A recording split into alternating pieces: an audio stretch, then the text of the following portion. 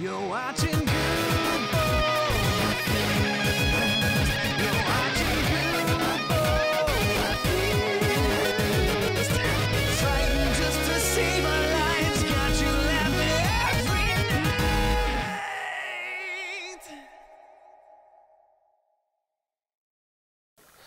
Welcome back, everybody. Welcome back. So, I heard a commercial on the way home from work. It was like a radio commercial. And strangely, it wasn't supposed to do this. It wasn't supposed to be some like high intellectual commercial or anything like that. But it really actually made me think about something. And I was curious on your thoughts on this. It was a Buffalo Wild Wings commercial. Oh my god, okay. And it was funny just the way it said it is they were like, you know, you go to work all day and then come home at night and make dinner. He's like, why are you doing our job when you get home from your job? We work the nights, we work the weekends, we don't sit during the day and just do your job for fun, do we? And it was like to basically say, you know, go out to eat, let us deal with the, you know, the hassle of making the food, you know, type of thing. And I was like, oh, that's kind of a funny commercial. And then I started to think about it. And, you know, I would hear a lot of people are all into, you know, the CSAs and all that stuff. We have CSAs, you know, ourselves. What's a CSA? CSA, the I don't know, consumer share agreement, something share agreement. It's like it's a co-op. It's what you would call a co-op. Okay. So we go to every 2 weeks. We get our pickup of our fresh, you know, fruits and vegetables, mainly vegetables, and you know, meats and stuff, and eggs and all that from the actual farms in the outer Virginia area, not, you know, the DC area. There's not as many farms in downtown DC. And so I started thinking about the concept that, you know, they always talk about, you know, supporting the farmers and, you know, how farmers is their livelihood, support the local farmers. And I don't get me wrong, I like that concept. But I really started to think about it, and I'm like, you know, these guys are talking about, you know, doing their job in this stupid commercial that I found kind of witty or whatever. What is it actually? Who's the greater good when you're just dealing with jobs and employment? What do you mean? To purchase from a farm, a local farm, to support your local farmer, or would it actually be a more greater good for employment purposes to go out to eat every night? Let's assuming you can afford it. Do you employ more people because you go out to eat and it's like a restaurant that, you know, however many people work at this restaurant, however many people work at the places that, you know, supply the restaurant with food? Well, what chain actually is the greater good when it comes to employment? I feel like you're doing both if you... I hate skeletons whenever they're stuck in spider webs because you can't see them. I mean, I guess when you go out to eat, you're doing both, right? It depending on where the source is for the restaurant. I mean, if you go... I'm even talking going out to eat at a Buffalo Wild. Like, because that was... Well, I don't think you're doing... Someplace that's not getting farm fresh, you know? Yeah, no, I don't think that's the greater good. I mean, because you're... But is it really, though? But, okay, so where does that money go? Let's think about this. So if you invest in a local farm, you're investing in not just, like, the farmer, but, like, everyone he employs and all that. And where does that money go? That money might go to, like, Buffalo Wild Wings, right? Oh, yeah, of course. The money's going to... At the end of the day, the profit's going to Buffalo. No. I'm talking about if you support a local farm. I'm talking about the farmer might go eat at Buffalo Wild Wings is what I'm trying to say. Oh, they could go eat it. That's the ironic twist I was not expecting, is that the farmer is going to eat a Buffalo Wild Wings while I'm trying to support him by buying his right his meat. Yeah, I guess. But if you just go to Buffalo Wild Wings, who are you supporting? Drug dealers. And your proof on that is what? Anyone that works in the fast food industry buys drugs. Bullshit. It's not. No, there's no bullshit. Bullshit. How long did I work at McDonald's for? You've never bought drugs? No, You're never. An exception to the rule. And I would probably agree that I would be an exception to your standard fast food worker who... any people in the restaurant industry, I do think are a higher percentage of them do use illicit drugs and things like that. I would agree with you on that statement. Good. But you can't blanket the statement out. I mean, I was being a little bit. I'm not being very serious here. I know. So point valid in a way, I get, but at the same time, I really do want my questioning of this argument like explored. I mean, I think I wasn't prepared. I feel like this is one of those things that like I wasn't prepared to have this thought process after listening to this. Well, commercial. yeah, but I'm not prepared to answer, and I feel like I could do it. I feel like I could do this question justice with the right preparation.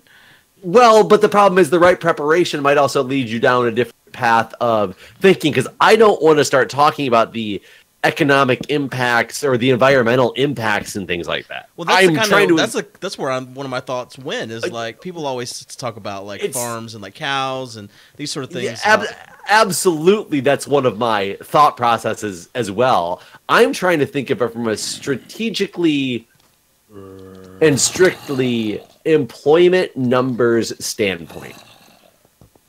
So you're saying who employs more people? Well, my dollars spent toward a restaurant versus my dollars spent toward a local farm.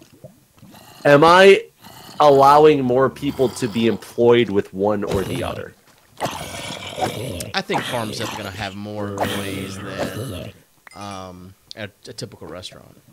You think so? I do. See, I would disagree with that. I would think a farm has way less employees than a typical restaurant. I mean, it depends on the size of the farm, obviously, but I mean, I feel like farms are no longer mom and pop operations these days. They've grown to the point where I feel farms are almost only mom and pop operations anymore because there's so few of them. Nobody wants to be in that business. Well, that's the thing is there's so much fewer of them, but they're doing way more than whenever they were mom and pop. At least around here, farms are not mom and pop operations around here anymore. They're big places, and you're not just employing the people that work on the farm. There's logistics involved and stuff like that to get the products where they need to go. So it's not just and that's what I wanted to add into this is that part I do want the whole logistics channel. Because, of course, there's a huge logistics channel to a farm, but there's also a huge logistics channel to restaurants. Yeah, that's true. That's true. And it really started making me wonder do I really just straight up employment numbers, do I employ more people if I go out to eat every night than I do by buying my buying my produce from a farm and cooking my own meals? Like, if you're eating at Buffalo Wild Wings every night, I think you're going to have a bad time anyways. But that's a different part of the argument. Well, sure, but... It's what I would say in my field of work that I do. You're talking out of scope right now. Let's remain in scope. Well, that's the problem with this line of questioning is... That's the problem with any line of questioning anywhere. Is like you can always take it to somewhere seemingly unrelated that probably is not as unrelated as people think, but because if you're eating out every night at someone that is making places farm fresh from local farms, then yeah, you're probably double dipping here. You're basically the guy that makes Twitch streams and then puts them up on YouTube because you're doing both. You're supporting the farms and you're supporting your local restaurants. Don't diss my Twitch streams on YouTube. Ow, I got burned. Yeah, I got burned because of the lag. Like there was two zombies above me. Yeah. And I'm trying to go back and try. Do you have wood on you? Yes. Yeah. I was going back to try to find the shaft again. The shaft. That's what I've been doing. Do you have food? I've gone through my food. I do. I have food. Here I have those guys. Thank you. So yeah, no, I think I mean, I think that when you take it a step further, what's more cost effective for your family? And I think cooking at home is going to be more cost effective for your family no matter what. I mean, and that's probably true. I was trying to, it's funny because it's so hard to have this type of argument just in general because I'm trying to take out all of the outside factors to boil it down to straight up numbers of employed. So I want to say, let's assume I can afford to eat out every day. But then it's like, well, then you could also assume that you can just give extra money to farmers to help sustain their land as well. Just so donate to farmers. Right. It's one of those things that you can't have the perfect argument about because it just... It just goes. I would love to see just a bare bones numbers of all the logistics channels involved in a restaurant. And if I spend $10 on a meal at a restaurant, how many people have to be employed to do that versus if I spend $10 at the farmer's market? I mean, I would love to know that difference. I think the biggest issue, or the biggest thing to talk about here, is where's the money going? Whenever you're spending money locally at a farm, it's staying local. That's the local money. When you spend money at Buffalo Wild Wings, it goes... Well, like you said, unless the farmer's just going out to eat B-dubs. Well, that's true. But whenever you spend money at any chain restaurant, the money goes wherever their home office is. Right. So you're not even keeping that money in your state. And the employees aren't really the ones making the money, anyways. It's the corporation. But the employees make some money based on the employees wouldn't get paid if they didn't have enough people in there, eating food to stay in business. Sure, but it's pennies on the dollar compared to what the total profit is. Like if you're $10 meal, the employee makes whatever you tip them, and if the type of people that only tip 20%, then I mean, it's the average, but so like a $10 meal. It's not much. That's an interesting thing to add into there. You get your co-op, right? Yeah. Well, I don't anymore. Yep. They went out of business, and they took my money with them. Assholes. So you employed nobody. So case in point, your money would have been better spent at Buffalo Wild Wings. Yeah, I mean, in the end, it definitely was because, like, the way mine worked is you paid a certain amount every month, and then you ordered what you wanted from their website. And then whenever they went out of business, they just up and like shut down the site and disappeared. And I still had like $200 in credit, so they just disappeared between my $200. Oh, that kind of sucks. Yeah, dick move. But I was more thinking of it from the perspective of: have you ever tipped them? The food co-op? Yeah. No. They're skimming off the top. Like I know how much they paid for some of that shit, and they're doing fine. But you know how much Buffalo Wild Wings pays for some of their shit, and they're doing fine. But you still tip the waiter. Well, the waiter's not maybe making minimum wage. I agree with you. I'm not saying not to tip the waiter. I'm not saying that at all. I tip. I'm a very healthy tipper. I even tipped somebody for. Well, my friend was in DC this weekend, and we went to a restaurant, and we had pretty actually shitty service. Like it was just super, super, super slow. They didn't seem very attentive, but there also was like two waitresses in this restaurant for like there's like 50 people in there. So she was getting very, very annoyed because she expected to get much better service in an area like DC than from Detroit, Michigan, and was not getting that service that she wanted. And I ended up picking up the bill just because I was being nice for a friend of mine that was in town, and I still tipped very healthily because I could see the situation in a different way, but it was not necessarily when you're supposed to tip well. Yeah. But the whole tipping aspect of it, I guess, kind of throws a wrinkle into that because when I go out to eat, one of the reasons I am offering livelihood to somebody else is because of my tip, not because of what I'm actually paying for. The food, the logistics channel. Yeah, none of that matters to the server. You don't care about that. Yeah. Or the cook. Think about the cook. Cook's back there making whatever minimum wage is in your state. What is it? $12? Probably 7 something. I actually don't even know what it is here. I probably sound like a fucking idiot to anyone listed. $12 minimum wage? I just assumed. Yeah, well, they're trying to raise it to 15. Well, I know they were. That's what it probably should be. But I figured DC it had to be 12. If it's really 7 in DC, that's absurdity. Yeah, I'd have to see what it is in DC because I've never worked a minimum wage job in DC, so I don't know. Trust me, I knew the laws in Michigan when I was there, and every time they changed the minimum wage. You know how many times I got fucked over, and I say that in like loose terms because I still got more money. So it's really hard to say I got fucked over when I was getting more money. But I worked at McDonald's for a long time when I was younger, as we've established. And after the first like 2 years that I worked there, I had gotten raises to the point where, due to good work performance and doing the closing shifts and all, to get paid extra money, to where I was making 60 cents over minimum wage. And when you're talking fast food, making 60 cents over minimum wage is pretty significantly over minimum wage for a fast food employee. Right. I remember getting these. And they raised minimum wage. Like, shit, and you didn't get nothing. Yeah. No, we actually didn't get our so I got the highest possible performance marks I was supposed to get, so I should have had the highest performance raise, which would have brought me up to 5 cents below the new minimum wage. So they raised us up to minimum wage. and said we've got an extra raise because it was still 5 cents more than we should have gotten based on our performance metrics. What now? Sorry, I was about to die. I couldn't hear I couldn't think what you were saying. What so, happened to you? Essentially, I got my performance review, and it was performance-based raises, and you got good old either 0 cents, 10 cents, or 25 cents, depending on your performance. Those were your 3 options. I can't remember if it was 6 months or a year. Well, I got the highest performance marks and was marked up to get a 25-cent raise. One of like 5 people in the restaurant that were going to get a 25-cent raise. The highest raise you could get. Yeah. Well, that 25-cent raise took me to 5 cents below the new minimum wage that they were implementing. So that the state was implementing. They gave you another 5-cent raise, basically. They gave me minimum wage and said that it was even more than the performance than the raise would have been. Such bullshit. And I think I still got an extra. I got an extra like 10 cents an hour because I was a closer. So as somebody who did closing shifts, you got extra money because you were expected to work until like 2 o'clock in the morning and stuff on the weekends. Right. But I was starting out the same that any brand new employee doing a closing shift would have made.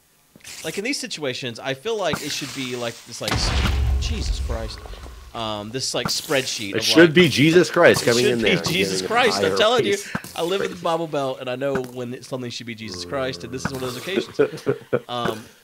But it should be one of those things where it's like, all right, you've worked here this long, you've received this X amount in raises, $7, whatever. I just threw a number out. That's obviously not $7. But if minimum wage goes up this much, the amount you make should go up to minimum wage plus whatever raises you've already received in the past. Yep. That's not the way it works. And I'll be honest, I can kind of understand why it doesn't work that way. And it's partially because, you're already McDonald's. If you're a company that is based on paying your minimum wage or around minimum wage, if the minimum wage increases, you don't really have the money to sustain that anymore without raising prices of your product significantly. And in a chain restaurant like that, it's really hard to be able to, you can't be the McDonald's that has the dollar menu that's actually $1.30. Right. Type of deal. So I get it from that perspective as well, but you're really just fucking over your employees by not paying them, good wages in the first place. It's a whole, like, the system is just not designed well to deal with. Like, a minimum wage almost shouldn't be a thing. Minimum wage should be one of those things that nobody should ever get paid even close to this low, but this is legally the lowest limit versus, well, since minimum wage is this, we'll make sure we pay you that. I mean, yeah, but you know what? I think that's what you said minimum wage should be is what I think it's supposed to be. That's what minimum wage is supposed to be. It's supposed to be, holy shit, if you're paying someone other than this, you're an asshole.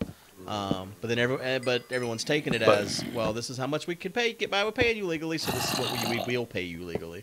As opposed to 10% of your workforce should be allowed to make this low of a wage. Yeah, honestly, that should be how it's implemented. It should only be a certain amount. But then how shitty do you feel when you're that 10%? Well, sure, but I mean, I think minimum wage, because I think minimum wage was meant to be like starting out, entry level. You're still in high school. You know nothing. You've never worked a day in your entire life. Right. You shouldn't have 30-year-olds making minimum wage unless they literally have never worked a day in their life. Like, basically, if you have work experience, you should not be getting paid minimum wage. I would agree with you. You're not going to hear any argument from me. It is a messed up system. But then at the same time, you're going to have all these companies who say, like, then that's the whole argument against it is if you raise the minimum wage, the companies couldn't sustain in the current state that they're in. You'd probably have a decent amount of companies, especially the non-chain restaurants, the mom and pop shops who pay employees minimum wage because they're really not making that much money, like, in general. If you raise the minimum wage by, whatever it is now to $15 an hour, they'd probably have to, go out of business or raise their prices to the point where they would push them out of business because nobody would eat there anymore. Right. I mean, if we do a national minimum wage at $15, there's a lot of places. I don't know what's going to happen to the McDonald's of America, sort of thing. I think McDonald's would live. Yeah, but I feel like they're gonna. I don't think your McDowell's would live. Do you ever see Trading Places? with Eddie Murphy, Oh, or no, yeah, that was yeah, yeah. Coming to America. It was Coming to America, not sure. Yeah, I know what you're talking about. Yeah, so they worked at the. He was the janitor at that restaurant called McDowell's, and the guy kept saying, "It's not McDonald's, it's McDowell's. They have the Big Mac, we have the Big Mick." Like it was a rip off of McDonald's completely, but it wasn't part of the McDonald's like franchise. Right. So McDonald's would be fine, but McDowell's would go out of business. Well, I feel like McDonald's would even raise their prices to the point. Like, I feel like nationwide, we're gonna raise prices. Is on your side? No, not the insurance, but we will raise prices to the point where you've changed minimum wage to this now, but everything is now this cost, so you did nothing. You know what I'm saying? Like, if everyone has this much more money now, we need to take it from you. Well, and then the problem really comes who actually then gets hurt by the minimum wage. It's all the middle class people who aren't going to get a raise because minimum wage went up, but everything around them just drastically increased in price. Right. And that people that were is already the making predicament. $15 an hour are now fucked, basically. Yeah. And the people making $20 an hour who were thinking they were comfortable and saving money for the future now are essentially making, just over minimum wage, and they feel like they've accomplished. Yeah. I'd really never thought about this very much whenever, like, Bernie was talking about how we should have a national $15 minimum wage. But maybe we shouldn't. Maybe we should leave that alone. Well, but the problem is, if you leave it alone, then we run people who live by minimum wage, quote unquote, live by minimum wage, don't really live. Like they survive is what they do. Yeah. And like it's one of those. It's like healthcare. It's the impossible thing to really solve just by talking about it, and that's all anybody does. But it's because people get tripped up because there's no real good way to attack it. And there probably is a good way to attack it. You and I aren't going to come up with it in a 30-minute video. Well, actually, I'll be honest. We'll probably come closer than some of the politicians that attack these issues. But we at least understand the issues with it and can agree that there's issues no matter how you look at it.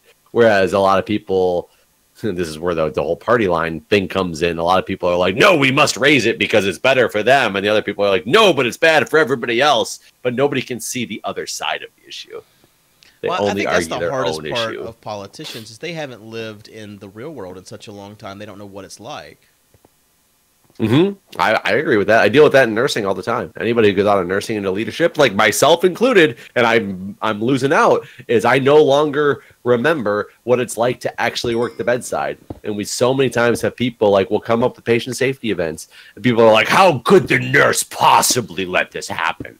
And it's like, have you not worked the fucking bedside ever in your life? Like, this happens all the time. Not because somebody's trying to do something wrong, because they're trying to keep 8 people alive all at once. Some things slip through the cracks, despite whether there being regulations around them or not. They're trying as hard as they can to get everything done. But you forgot this when you went into leadership and haven't taken care of a patient. I never thought about nursing like this, but it's basically like a waitress trying to get all the refills done. Sometimes you just don't get all the tables. Yeah. That's it. That's exactly what it comes down to. You try your best, but your best just might not be able to make it that day because you physically don't have enough ability to take care of everybody who needs it. And people look at you like you're the terrible animal because you let something bad happen to somebody when really there's no way you could have prevented it because of everything that was going on. Yeah. And that comes down to a whole bigger system issue with, taking care of too many people, too high of acuity, et cetera, et cetera, et cetera. But nobody wants to look at it from that perspective. They want to blame the nurse. Personal bias speaking there. Did you do your stream this week? For like 15 or 20 minutes or so, because we ended up getting called out to a third alarm on a fire. Where we ended up going out there and staging for 2.5 hours and then coming back to the station. So I started my stream at like 11. Wow. I tried to use a different program. Do you do any IRL streaming from your phone at all? No. Oh man, I tried to use a different program than the Twitch app, and it was Streamlabs has one, so you can still do your overlays and all that stuff. Really? And the program itself seems great, but it kept dropping audio, whereas the Twitch app has a lower bit rate on the video, but it never drops audio, and probably to like compensate for it, but you can't do any overlays or anything. So I got really lost in like what is really the best way to do this anymore. Gotcha. Yeah, But I mean, I used Periscope once or twice, but you know, not like it was just like in the car sort of thing, and there wasn't any overlays or anything. Though you know, Streamlabs does have Periscope stuff now too, so I don't know if that'd be any help to you. I mean, I don't know. I want to get all my over. You died. I sure did. Do you have any idea where you're at? God no. God, God. I don't know if I have your timer going. You probably do. God, Should I thought I was like at full health there. What happened to me? Should I try to escape here as quickly as possible? God, I'll never find that. I mean, I'm still running around the cave. I wish I knew where you were at and tell you like put your shit in the chest or. I was still finding new stuff. Like I was just found a new. Yeah, well, I'm running. Yeah, I'm running around some blackness as well. Can't hit F3 on the screen, can you? No. I mean, I can. Yeah, no. I was trying to see if I could tell you where I was, basically, but no. Man, that's awful. Well, we're out of time too, so. That was fun. Yeah. See you guys later. See ya.